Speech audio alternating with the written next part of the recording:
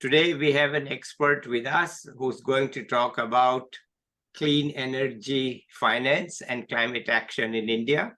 Hello everyone, good to be with you once again. We have with us Mohua Mukherjee. She has retired from the World Bank and is now quite active in India. Let's listen to her. Over to you, Mohua. Thank you so much, Subodh. Great to be here with you. Today, I'd like to talk about, as you said, clean energy finance, which I think needs a bit of a change in how it's set up and how it's designed. And of course, also the energy transition in India. In particular, I'm quite passionate about how this is going to be mainstreamed, because the main issue is that it doesn't help us if the only parties who are able to enjoy clean energy are essentially large corporates and the very wealthy. If you remember back in the day when we had mobile phones and laptops about 25 years ago, those were initially seen as products for the rich. They were not presumed to be a mainstream product at all, which they are now. So I just see that rooftop solar systems or some of these other clean energy gadgets, or even the very high efficient appliances that cost more than the inefficient ones, are still somehow a product that is out of reach of the mainstream regular folks, and certainly so in India.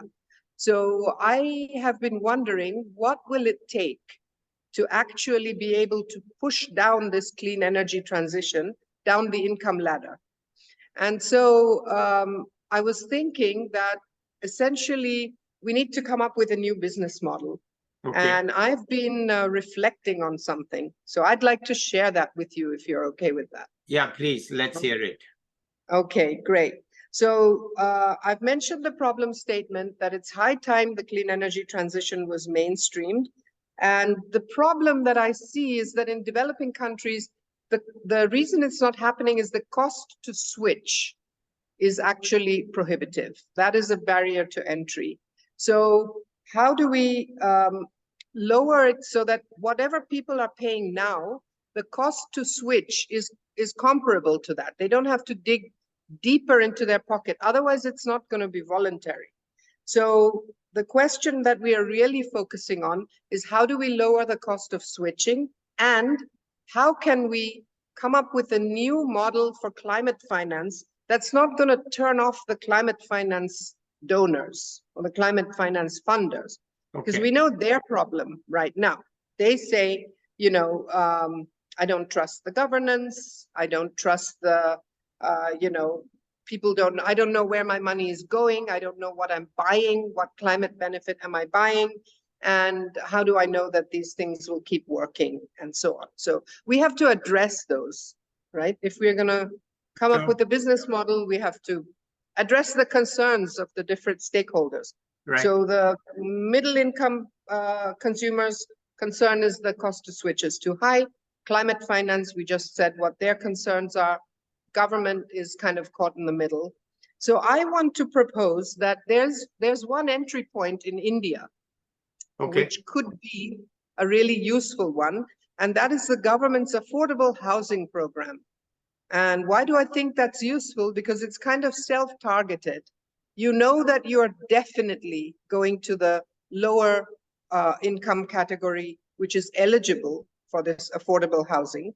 Yeah. You know that whatever you're doing is additional, because you know that there's no way without your intervention that this group of people would be receiving any other assistance, nor are they using their own funds, etc. Yeah. So I wanted to say that the affordable housing program, if we take a closer look at it, that is a good entry point. Why? Because A, it picks the right target population.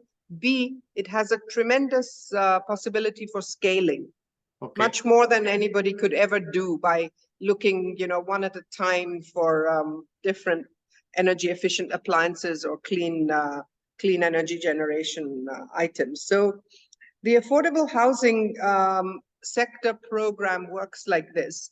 The government essentially subsidizes your mortgage if you are an eligible low-income borrower who is going to buy in an affordable housing building which doesn't have a floor area of above a certain size, which a middle-income person would consider too small. So this is how they're doing the the targeting. Right. So you've got this affordable housing program. The government is doing this thing called the credit-linked subsidy scheme. And so they're buying down the interest rate, basically. The low-income borrower, the eligible borrower, has to then qualify for the biggest mortgage that he can, so that he can buy the biggest floor area within that affordable housing multifamily unit building. And so that's where both of them are kind of co-financing, right? The borrower is meeting the mortgage payments, the government is buying down the interest rate. Unfortunately, the houses that are being built here are not necessarily green. They pay some lip service, but there are going to be millions and millions of such units built between now and 2040. And so the question is, how can we kind of think about what to do to green these? It's clearly not fair to think that the affordable housing borrower who's already stretching to get into this mortgage, for them to also bear the cost of greening. Right. So, I mean, they're not going to. No. And what's happening now is that as they are essentially maxed out with trying to afford this mortgage payment, when they have to buy the appliances for inside the apartment, like a fan, a refrigerator, etc., they're not going for the so-called 5-star rated, most energy efficient, quietest, appliances, because those are top of the line. Yeah. They will buy the less expensive 2 or 3-star rated, inefficient appliances, because that's what they may have the money left over to afford. So my idea is that we've got the government and the low-income borrower collaborating to get the borrower into a house. Let's see how we can sort of adopt a new approach for what I call smart climate finance. All right. To get the greening of that building done by an suitably incentivized third-party investor. Okay. The question is, how can we incentivize a third party to come along and say, okay, here's a building, an affordable housing building. How can I kind of put 4 overlays on it? One is for clean electricity. One is for efficient management of water, like buy a rainwater harvesting system, use recycling of gray water, put in efficient fixtures, water-saving fixtures, etc. on the water side. On the electricity, rooftop solar and highly super efficient appliances. On the waste management, how can I have a biodigester on the premises so that we have composting of organic waste, etc. And maybe because these affordable housing units, sometimes all the residents essentially go to work, they use public transportation. There's some reluctance to locate these a little bit on the outskirts because they don't have connectivity. They have to spend more on transport fares. So basically give them a clean mobility option as well, which is like an electric vehicle shuttle that's running continuously to and fro from the building all day long. So you address their concerns in these ways, but you do them through clean technologies. And remember, it's the investor who's paying for these, and we have to think about how he's going to be compensated. But we've imagined a third-party investor, and that investor should not be doing one of these at a time, but rather should be a kind of an aggregator. Okay. We find an investor who can be competitively selected to do, let's say, 1,000 buildings, to green them, 1,000 affordable housing buildings, maybe in a given state. So of India. So now, and of course, the qualifications of this aggregator are that he is an expert in the subject of greening. He has a technical professional knowledge as well as execution capability of getting these things done properly and at the lowest cost. He should also be incentivized to make sure that these things are up and running all the time, like 99.95% uptime. Yeah. Because otherwise, what's the use? It happens too often in India. You put up some rooftop solar panels and by the first anniversary, they're not working anymore. No. Everybody's gone back to business as usual. So we need to incentivize this aggregator. And so my idea was that if we try to bring in climate finance, concessional climate finance, we tell this aggregator, okay, you're buying 1,000 rooftop systems, you're buying everything in bulk, you're going to get bulk discounts. You are incentivized to pick the correct specifications because you will be rewarded for them, continuing to remain in operation for the longest possible time. Then we assume that he uses his best knowledge because his incentives are aligned with what wants. Then we say that, okay, so you put all these in, you also hire a contractor who's going to actually troubleshoot and make sure that these work. Now the investor is going to say, the aggregator is going to say, I do not want anything to do with this low income residents' credit risk. I cannot possibly rely on a payment stream like these guys, electricity bills, water bills, whatever. I will not use those to repay my climate finance loan, my concessional loan. I must have some ring fencing from these guys' credit risk. Otherwise, I want nothing to do with these buildings. So then what we say is, okay, let's look at the carbon credits market, the voluntary carbon credits market. If we really fastidiously measure every saving and we create some kind of carbon credit stream that is absolutely traceable to the building, down to the appliance that he has put in. And we have data loggers so that his subcontractor sidekick cannot manipulate the performance of these gadgets.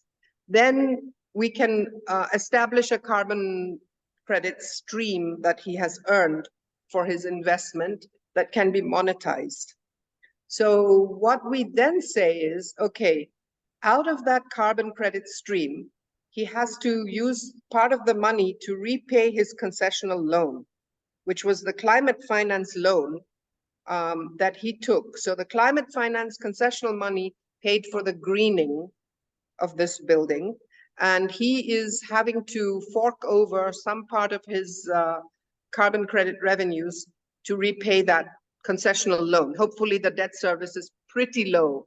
And then his incentive to do that is because he has like a 20-year contract, he says, okay, the debt service will be repaid in 10 years or 12 years, 15 years. For the remainder of the time, whatever carbon credits revenues I get are all mine to keep. So the thing that we are doing here is we are addressing the concern of the climate financier, which who worries about governance, not knowing where, etc., their money is going. We are saying, look, we are doing a smart approach, which is a tripartite cost sharing. You've got the government paying for the subsidy on the mortgage. You've got the low-income borrower themselves paying the mortgage, and you've got yourselves greening the building. So you have a stream of 20 years of climate benefits. The guy who doesn't have the capability to pay has actually the use of the green services without paying for them. And we have somebody competent in charge who's incentivized to make sure these things are always working. So that was basically my idea, Subodh. I was trying to kind of group together everybody's concerns and see if we could structure something that addressed everything. That's pretty much what I have to say. I think you're on mute. Are you on mute?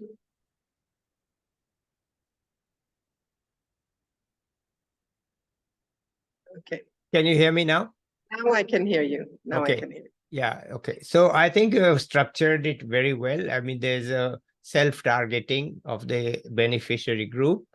There's a risk adjustment and risk understanding of the risks.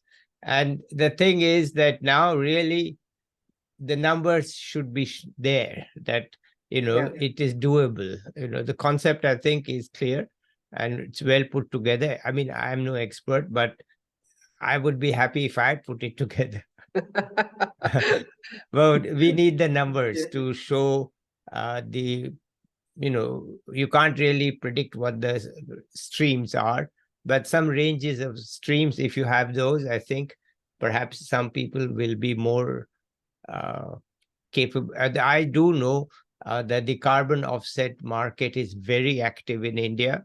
I Yes. talk to people in the tree business, okay, and Mhm. they are really very active, and they find the buyers for the offsets by planting trees. It's a Exactly. commercially working thing. Of course, there is no target beneficiary. It's just growing trees and Yeah. selling the carbon credits. And of course, the tree is yours. But obviously, if it's a tree, you can't cut it after 10 years. So there's no revenue Right. stream from the timber.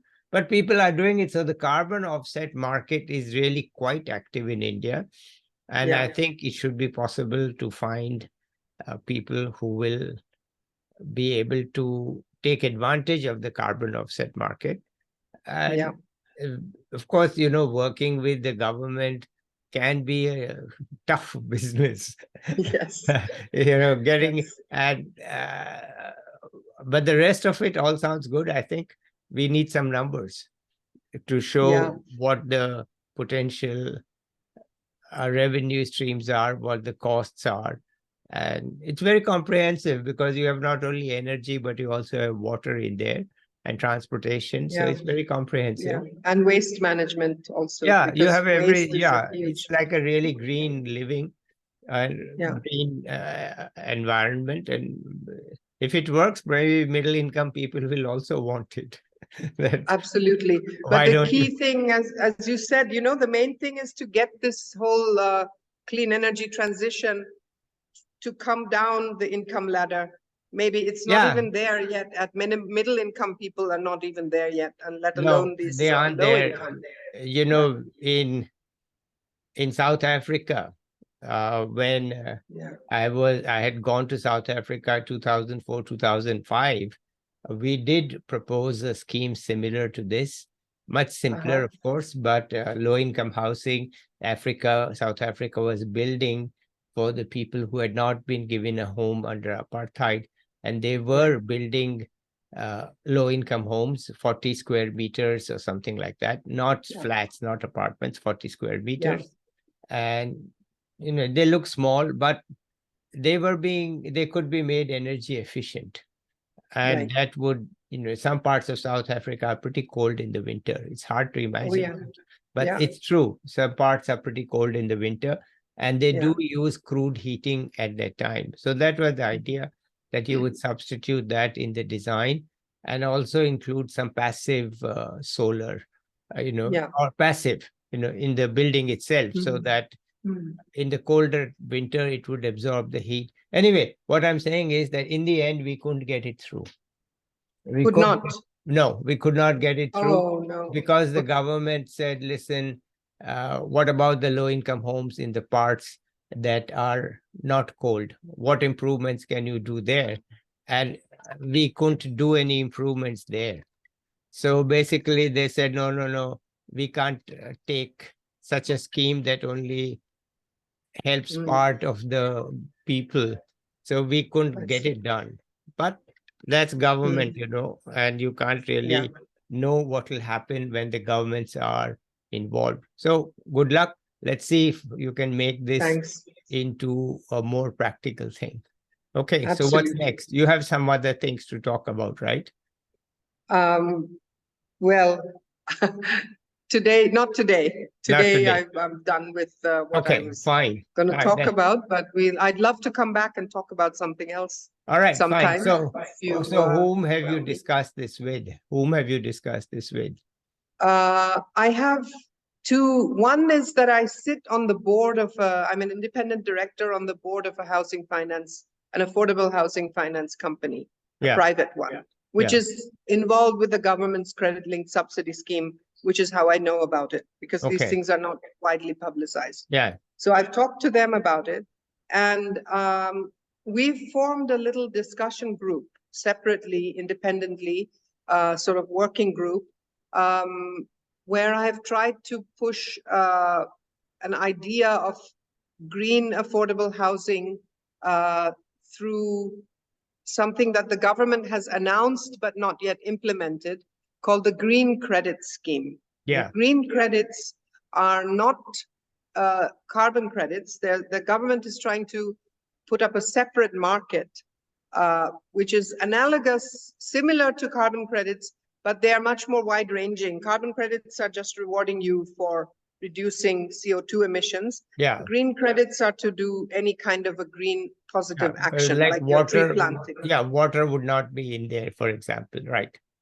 Yeah, In they the have carbon 8 offset. sectors. Yeah. Carbon, but they have, I mean, water could eventually, they're asking for ideas. But the problem is that at the Ministry of Environment, Forestry and Climate Change, so they did what they call notify this regulation about the green credits, but then they have to set up various technical committees and so on.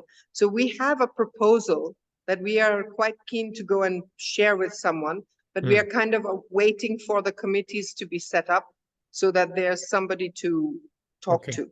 All right, wonderful. I'm All right, pushing the idea.